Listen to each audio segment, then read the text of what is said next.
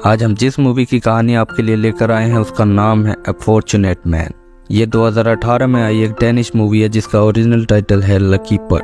ये कहानी है 1890 के दौर के डेनमार्क देश की। ये वो जमाना होता है जब तेज हवाओं से बिजली बनाने वाली विंड टर्बाइंस की खोज तो हो चुकी थी, लेकिन अभी तक ये किसी ने नहीं सोचा था कि इनसे बड़े पैमाने पर भी बिजली पैदा की जा सकती है।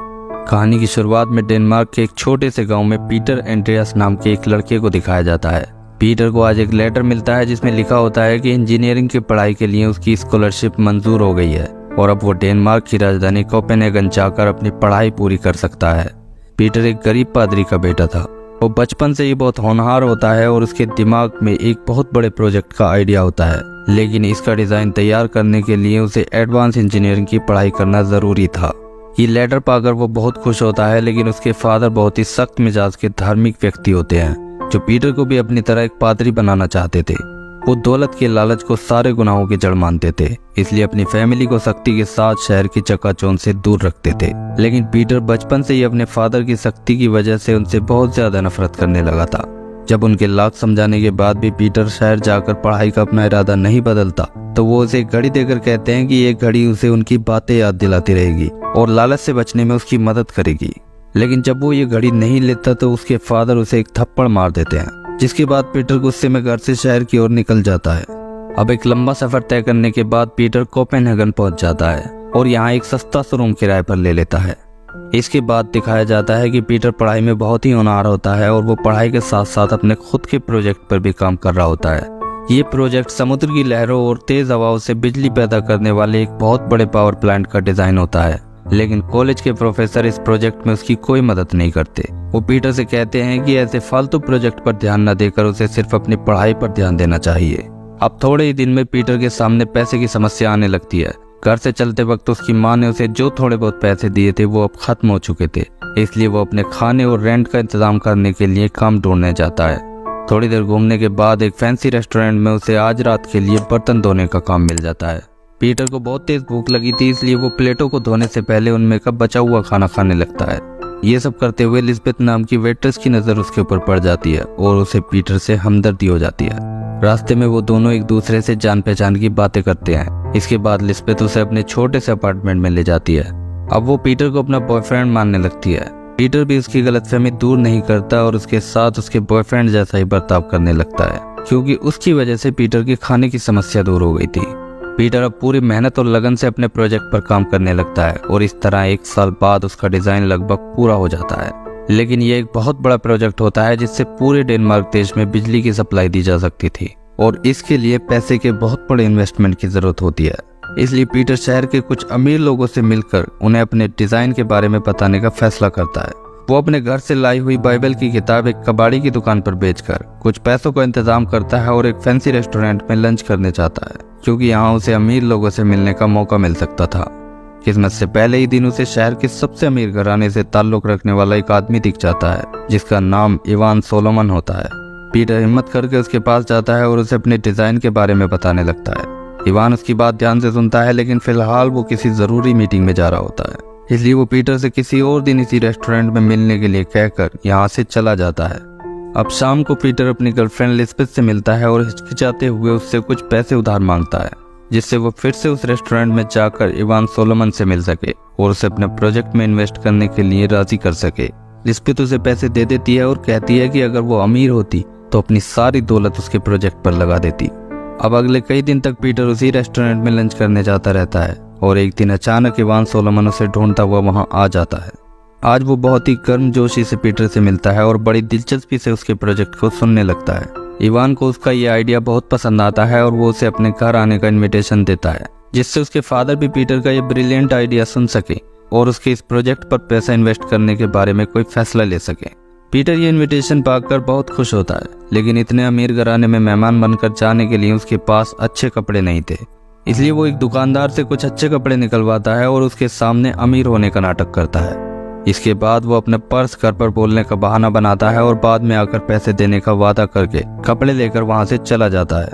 अगले दिन जब वो इवान के घर जाता है तो सबसे पहले उसकी मुलाकात इवान के मामा जी से होती है, जो उनकी कंपनी के मैनेजिंग डायरेक्टर भी होते हैं।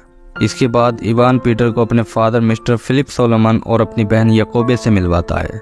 खाने की टेबल पर जब वो अपने प्रोजेक्ट डिज़ाइन के बारे में बताता है तो सभी लोग इतनी कम उम्र में उसके इंटेलिजेंस को देखकर बहुत इम्प्रेस हो जाते हैं। इवान के फादर को भी पीटर का ये प्रोजेक्ट फ़ायदेमंद नज़र आता है और वो इसमें इन्वेस्ट करने को तैयार हो जाते हैं। लेकिन ये एक नेशनल लेवल का प्रोजेक्ट होता है जिसे शुरू करने के लिए सरकार की परमिशन की ज़रूरत पड़ेगी। इसलिए इवान के फादर पीटर को इंजीनियरिंग डिपार्टमेंट के हेड प्रोफेसर बेरेग्रेफ के पास भेजते हैं, जिसका अप्रूवल मिलते ही इस प्रोजेक्ट को शुरू किया जा सकता था। बेरेग्रेफ भी पीटर के डिज़ाइन को देखकर हैरान रह जाता है, क्योंकि इससे पूरे डेनमार्क देश की लगभग 40% बिजली की जरूरत को सिर्फ तेज हवाओं और समुद्री लहरों की एनर्जी से पूरा किया जा सकता था और कोयले के इस्तेमाल को बहुत कम किया जा सकता था।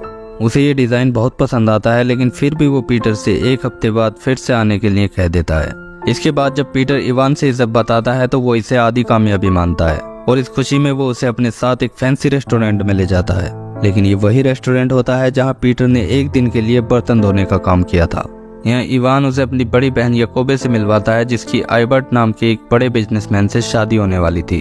जब उनकी टेबल पर खाने का ऑर्डर लेने के लिए पीटर की गर्लफ्रेंड लिस्बेथ आती है तो वो डर जाता है। वो उसके पीछे किचन में जाकर उसे सबके सामने ऐसे बर्ताव करने को कहता है जिससे किसी को भी ये न पता चले कि वो एक दूसरे को पहले से जानते हैं।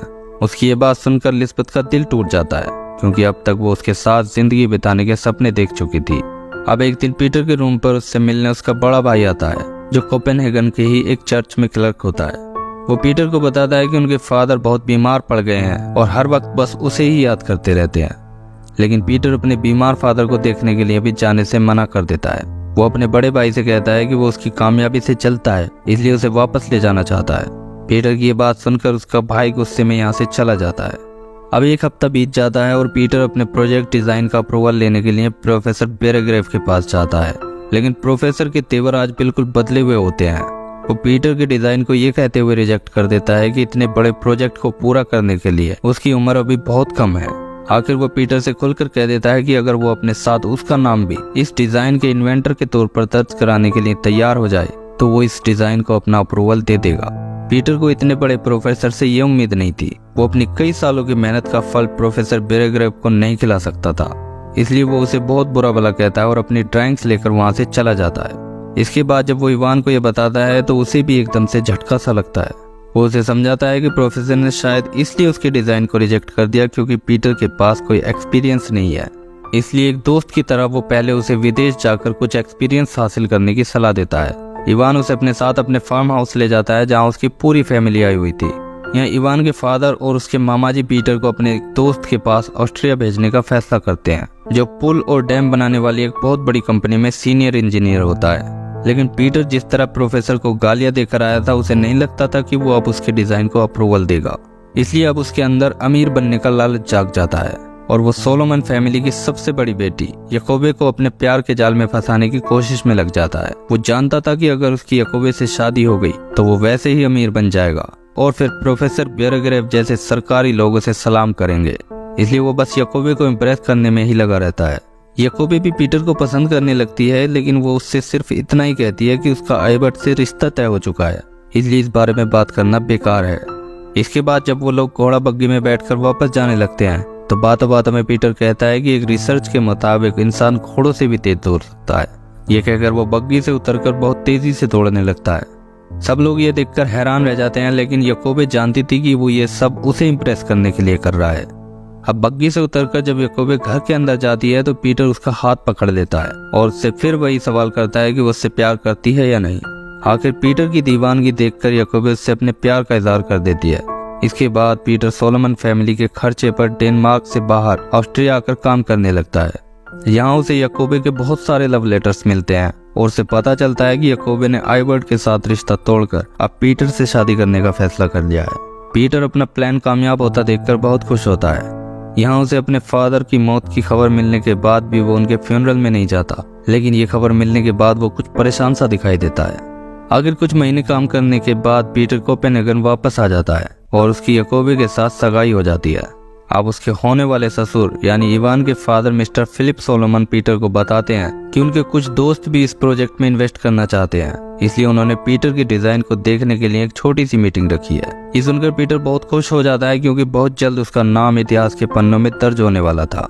अगले दिन इन्वेस्टर्स के साथ मीटिंग में पीटर अपने डिजाइन को एक्सप्लेन करता है उन सबको पीटर का ये प्रोजेक्ट इन्वेस्टमेंट के नजरिए से फायदेमंद लगता है और वो इसमें पैसा इन्वेस्ट करने के लिए तैयार हो जाते हैं। लेकिन वो पीटर के सामने एक कंडीशन रखते हैं जो इस प्रोजेक्ट को शुरू करने के लिए सबसे जरूरी थी। वो कहते हैं कि उसे प्रोफेसर बेरेग्रेव से बिना किसी शर्त के माफी मांगनी होगी, जिसे वो किसी तरह मनाकर यहाँ तक लेकर आए हैं। ये सुनकर पीटर हैरान होकर इवान की ओर देखता है तो वो भी उसे ऐसा ही करने का इशारा करता है। लेकिन जैसे ही प्रोफेसर अंदर आता है तो पीटर उससे माफी मांगने से साफ इनकार कर देता है और साथ ही उसके लिए कुछ कड़वी बातें भी बोल देता है। इसके बाद वो अपनी ड्राइंग्स लेकर मीटिंग से निकल जाता है। ये देखकर इवान और उसके फादर का सर सभी इन्वेस्टर्स के सामने झुक जाता है। उन्हें पीटर के ऊपर बहुत तेज गुस्सा आता है क्योंकि उसके अंदर अब इतना घमंड आ गया था कि उसने उनके कहने के बाद भी प्रोफेसर से माफी नहीं मांगी। बाद में याकोबी भी ये कहती है कि एक छोटी सी माफी मांगने से कौन सा पहाड़ टूट जाता, जबकि इससे उसका इतना बड़ा ड्रीम प्रोजेक्ट पूरा हो सकता था। इस बात से पीटर याकोबी के ऊपर भड़क जाता है और गुस्से में कह देता है कि अगर वो उसे अपने रूल्स के हिसाब से चलाना चाहती है तो फिर ये उनकी आखिरी मुलाकात होगी। उसकी ये बात सुनकर याकोबी हैरान रह जाती है कि उसने इतनी बड़ी बात कैसे कह दी, लेकिन वो फिर भी उससे कुछ नहीं कहती और चुप हो जाती है। इसके बाद इवान के फादर पीटर को बुलाकर कहते हैं कि उसकी वजह से उन्हें कितनी शर्मिंदगी का सामना करना पड़ा। वो कड़े शब्दों में उसे समझाते हैं कि क्योंकि अब वो उनकी फैमिली का ही एक मेंबर है, इसलिए उसे आगे से अपना एटीट्यूड सुधारना पड़ेगा। उनकी इस बात से पीटर के आत्मसम्मान को ठेस पहुंचती है और अब वो किसी भी तरह उनका एक एक पैसा चुकाने का फैसला कर लेता है। इसके 1-2 दिन बाद याकोबे पीटर के रूम पर आती है और उसे अखबार में एक एडवर्टाइजमेंट दिखाती है, जिससे पता चलता है कि पीटर की माँ की मौत हो गई है, जो यहीं कोपेनहेगन में उसके बड़े भाई के पास रह रही थी। माँ की मौत की खबर से ना चाहते हुए भी पीटर की आंखों से आंसू टपक पड़ते हैं, लेकिन वो याकोबे से अपना मुंह छुपा लेता है। याकोबे उससे अपने साथ चलकर उसके फादर को ये बताने के लिए कहती है, लेकिन वो उनके घर जाने से साफ मना कर देता है और कहता है कि वो उसके फादर का एक एक पैसा चुका देगा जो उन्होंने उसके ऊपर खर्च किया है। याकोबे कहती है कि वो पैसे का कभी जिक्र भी नहीं करते, लेकिन पीटर कहता है कि वो अपने ऊपर किसी का कोई कर्ज नहीं रखना चाहता। इसके बाद वो अपने बड़े भाई के पास जाता है जो उसे माँ का लिखा एक लेटर देता है और कहता है कि उसने माँ की बॉडी को जहाज में रखकर अपने गांव पहुंचाने का इंतजाम कर दिया है, लेकिन चर्च की बहुत ही जरूरी ड्यूटी की वजह से वो उनकी बॉडी के साथ नहीं जा पाएगा, इसलिए वो उससे माँ की बॉडी के साथ गांव जाने के लिए कहता है। लेकिन पीटर इस बार भी उससे मना करके चला जाता है। इसके बाद रूम पर जाकर वो अपनी माँ का लिखा हुआ आखिरी लेटर पढ़ता है, जिसमें वो उसे उसके फादर की इच्छा पूरी करने के लिए कहती है, जो मरते दम तक यही चाहते थे कि पीटर लालच की दुनिया से दूर रहकर सादगी वाली जिंदगी बिताए। अपनी माँ का लेटर पढ़कर आज उसे एहसास होता है कि वाकई वो एक लालची इंसान बन गया है, जो अपने मतलब के लिए किसी का भी फायदा उठा सकता है। वो पूरी रात नहीं सो पाता और सुबह होते ही जहाज के पास पहुंच जाता है और तब तक एक जगह छुपकर बैठा रहता है जब तक उसका भाई उसकी माँ की बॉडी को जहाज में रखकर वापस नहीं चला जाता। इसके बाद पीटर जहाज में बैठकर अपने गांव की ओर चल देता है। रास्ते में वो अपनी माँ के दिए हुए उस पार्सल को खोलकर देखता है तो इसमें वही घड़ी होती है जो उसके फादर उसे देना चाहते थे। इस घड़ी को देखकर पीटर को अपने फादर की सारी बातें याद आने लगती हैं, जो आज बिल्कुल सही साबित हुई थी। गांव पहुंचकर वो अपनी माँ का अंतिम संस्कार कर देता है। आज यहाँ आकर उसे बहुत सुकून मिलता है और उसे ऐसा महसूस होता है जैसे वो किसी कैद से छूटकर खुली हवा में सांस ले रहा हो। इसलिए यहाँ कुछ वक्त और बिताने के लिए वो इसी गांव में रहने वाले एक पादरी के घर जाता है, जो अपनी वाइफ और बेटी इंगर के साथ रहता था। उनके साथ कुछ वक्त बिताने के बाद पीटर ये नोटिस करता है कि इंगर उसे पसंद करती है। रात को गेस्ट हाउस में पीटर सो नहीं पाता। वो फैसला नहीं कर पा रहा था कि अब उसे क्या करना चाहिए। वो पूरी रात बेचैन रहता है और बार बार अपनी माँ के लेटर और अपने फादर की घड़ी को देखता रहता है। आज वो कन्फेस करता है कि उसने अपने माँ बाप का बहुत दिल दुखाया। उसने इवान और याकोबे को अपने फायदे के लिए इस्तेमाल किया और उनका भी दिल दुखाया, लेकिन वो फैसला कर लेता है कि अब वो किसी का दिल नहीं दुखाएगा और इंगर से शादी करके अपने फादर की बताई हुई जिंदगी गुजारेगा। इसके बाद वो कोपेनहेगन वापस जाकर याकोबे से मिलता है, जो खुशी खुशी उसे अपनी शादी की तैयारियों के बारे में बताने लगती है। लेकिन पीटर बिना देर लगाए याकोबे से सगाई तोड़ने के लिए कह देता है। वो उसे सच्चाई बता देता है कि वो अपने फायदे के लिए उससे प्यार का नाटक कर रहा था। याकोबे के दिल पर इससे गहरी चोट पहुंचती है और रोते हुए वो उसे समझाने की बहुत कोशिश करती है, लेकिन पीटर उससे ये कहकर चला जाता है कि शादी करके उन दोनों में से कोई भी खुश नहीं रहेगा। पीटर याकोबे के फादर के सारे पैसे लौटाना चाहता था जो उन्होंने उसके ऊपर खर्च किए थे। वो कई इन्वेस्टर्स के पास अपना डिजाइन बेचने जाता है, लेकिन कोई भी उसका डिजाइन खरीदने को तैयार नहीं होता, क्योंकि प्रोफेसर बेरेग्रेव के रिजेक्ट करने के बाद इस प्रोजेक्ट की कोई वैल्यू नहीं रह गई थी। इसलिए पीटर प्रोफेसर बेरेग्रेव के ऑफिस जाकर उनसे माफी भी मांग लेता है, लेकिन प्रोफेसर भी कह देता है कि अब बहुत देर हो चुकी है। अब कई दिन तक थक हारने के बाद पीटर के पास एक भी पैसा नहीं बचता और उसकी हालत बहुत खराब हो जाती है। इसलिए उसे अपना एक कोट कबाड़ी की दुकान पर बेचना पड़ता है। अब इसके लगभग 10 साल बाद पीटर को अपने गांव में दिखाया जाता है, जो इंगर से शादी करके 3 बच्चों के साथ एक मामूली सी जिंदगी जी रहा होता है। लेकिन यहाँ भी वो खुश नहीं दिखाई देता। वो यहाँ भी हर वक्त नए नए डिजाइन बनाने में लगा रहता था, लेकिन पीटर के सब डिजाइन इतने बड़े और एडवांस लेवल के होते थे कि उस जमाने में उन्हें पूरा करना आसान नहीं था। इसलिए उसके एक भी डिजाइन को अभी तक अप्रूवल नहीं मिल पाता। पीटर और उसकी फैमिली का पूरा खर्च इंगर के फादर की सैलरी से चलता था। लेकिन एक दिन वो भी उससे कहते हैं कि 3 बच्चों की फैमिली के लिए उसे कमाने के लिए कुछ तो करना ही पड़ेगा। वो उसे कुछ दिन के लिए अपनी जान पहचान के एक अमीर नौजवान शख्स के घर कुछ इंजीनियरिंग का काम दिलवा देते हैं। ये शख्स इंगर के बचपन का दोस्त होता है। पीटर बहुत अच्छे ढंग से उसके घर का काम निपटा देता है, लेकिन इसके बाद फिर से वो अपने डिजाइन्स में खो जाता है और अपनी फैमिली में रहते हुए भी वो उनसे बहुत दूर रहने लगता है। एक रात को वो इंगर के सामने कन्फेस करता है कि अपनी फैमिली के लिए वो एक मुसीबत के सिवा कुछ भी नहीं है। वो इंगर से कहता है कि अगर किसी दिन वो उन्हें छोड़कर चला जाए तो वो उसका पीछा न करे और उससे बेहतर किसी इंसान के साथ एक नई जिंदगी शुरू कर ले। पीटर को इस तरह नाउम्मीद देखकर इंगर उसे गले लगाकर शांत करने की कोशिश करती है। अब एक दिन उनके बड़े बेटे का जन्मदिन होता है, जिसमें इंगर ने अपने उस दोस्त को भी बुलाया होता है जिसके घर पर पीटर ने काम किया था। पार्टी में पीटर ये नोटिस करता है कि इंगर का वो अमीर दोस्त उसे पसंद करता है। वो समझ जाता है कि ये आदमी इंगर और उसके बच्चों को खुश रख सकता है, क्योंकि इसके पास पैसा और बड़ा सा घर है, जबकि पीटर एक बेरोजगार आदमी है जिसकी किस्मत उससे रूठी हुई है। हालांकि उसका दिल बहुत टूटता है, लेकिन वो पार्टी के बीच से ही उन लोगों को छोड़कर यहाँ से कहीं दूर निकल जाता है। इधर कोपेनहेगन में याकोबे को दिखाया जाता है, जिसने अभी तक शादी नहीं की थी।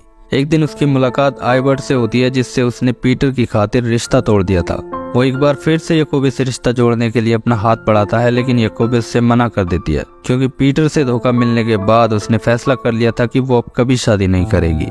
वो अपने फादर की दौलत में से अपना पूरा हिस्सा लेकर गरीब और बेसहारा बच्चों की अच्छी एजुकेशन के लिए एक चैरिटी स्कूल शुरू कर देती है, जिसकी खबर कई अखबारों में भी छपती है।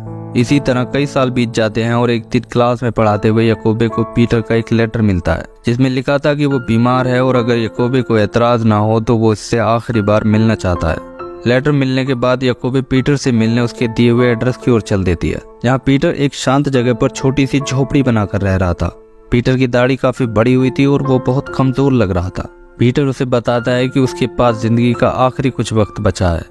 वो याकोबे से माफी मांगता है कि उसने अपने फायदे के लिए उसका इस्तेमाल किया और फिर उसका दिल तोड़ दिया।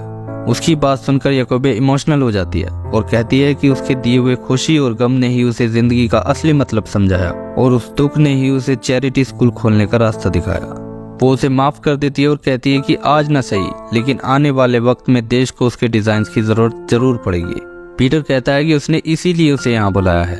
ये कहकर वो उसे अपनी वसीयत दिखाता है, जिसमें उसने अपने सारे डिजाइन उसकी चैरिटी स्कूल को डोनेट कर दिए थे। याकोबे खुशी के साथ उसकी डोनेशन एक्सेप्ट करके यहाँ से चली जाती है।